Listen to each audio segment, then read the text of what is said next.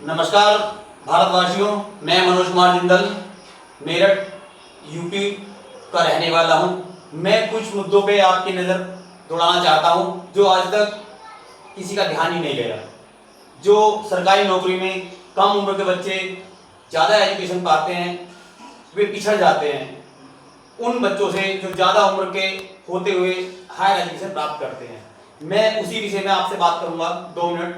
तो कृपया, मैंने उसे नाम दिया है एज फैक्टर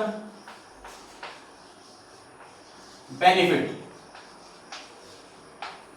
मैं ये चाहता हूं जो कम उम्र के बच्चे हैं जिन्होंने अपनी उम्र के अनुसार एजुकेशन प्राप्त करी है वो इस एज फैक्टर बेनिफिट का लाभ उठाएं अगर ये एक्ट के रूप में काम करे।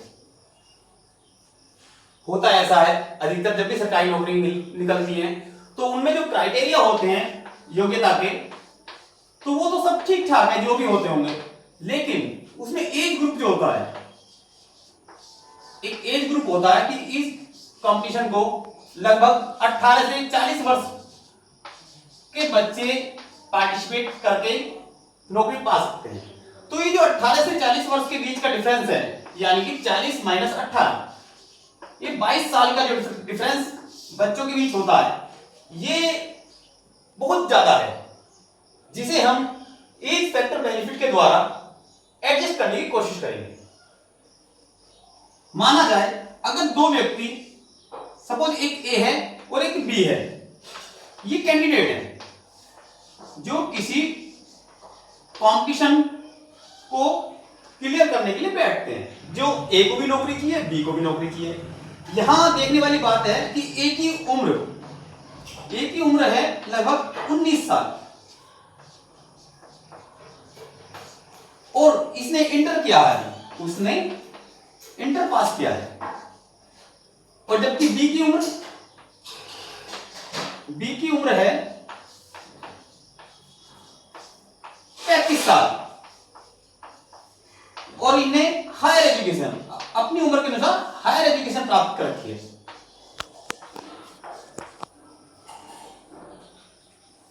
जो दोनों कंपटीशन में बैठेंगे, ये दोनों व्यक्ति ए और बी, जबकि ए ने 19 साल में इंटर पास करी है और जो कोई कंपटीशन निकला है उसमें योग्यता इंटर मांगी गई है, किसी कंपटीशन में योग्यता इंटर मांगी गई है और एज ग्रुप रखा गया है उसमें 18 से 40 वर्ष के बीच का।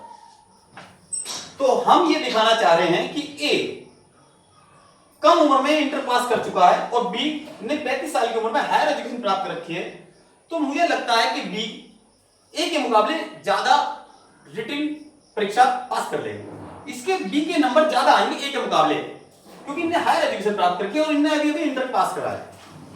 तो मैं ये चाहता हूं कि ए को एज फैक्टर बेनिफिट दिया जाए।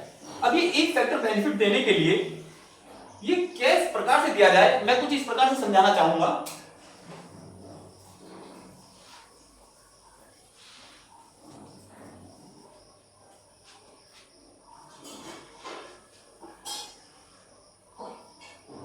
जो एज ग्रुप है, कंपटीशन का जो एज ग्रुप है वो है 18 से 40 का।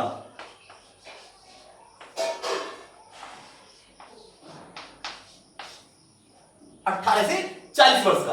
तो ये जो इन दोनों के बीच में उम्र का डिफरेंस है, डिफरेंस बिटवीन 40 माइनस 18 यानी 22 वर्ष। तो जो कंपटीशन है, कोई भी कंपटीशन, उसमें हमें 22%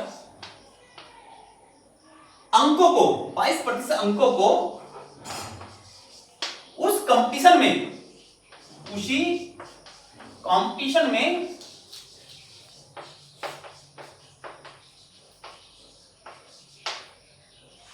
समावेशित करना होगा।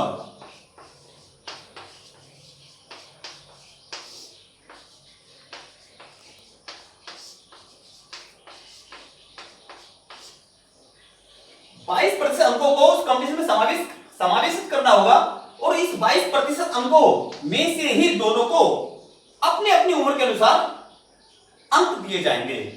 जो उन्होंने रिटिंग करा है या फिटनेस करा है या कोई और भी उस क्राइटेरिया में जो भी पास किए हैं, उसके अलावा एक क्राइटेरिया एज फैक्टर बेनिफिट का जो ए को मिलना चाहिए वो 22% में ए को भी मिलेगा और बी को भी मिलेगा। अब वो मिलने का ऐसा चाहिए, मिलना इस प्रकार से चाहिए क्योंकि ए की उम्र है 19 साल और डिफरेंस देख रहे हैं हम 22 साल का। तो अगर मैं देखता हूं 40 में से अगर मैं 19 घटा दूं तो ये बैठता है 21 साल, यानी कि 21 साल, यानी कि ए को 21% का एज फैक्टर बेनिफिट मिले।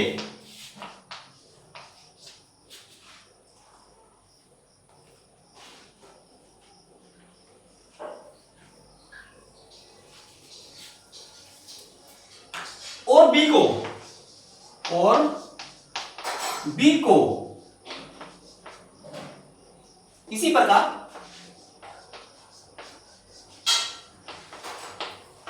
बी की उम्र 35 साल है, 35 साल है, देन 40 माइनस 35 यानी 5 साल, यानी बी को 5% का एज फैक्टर बेनिफिट मिले।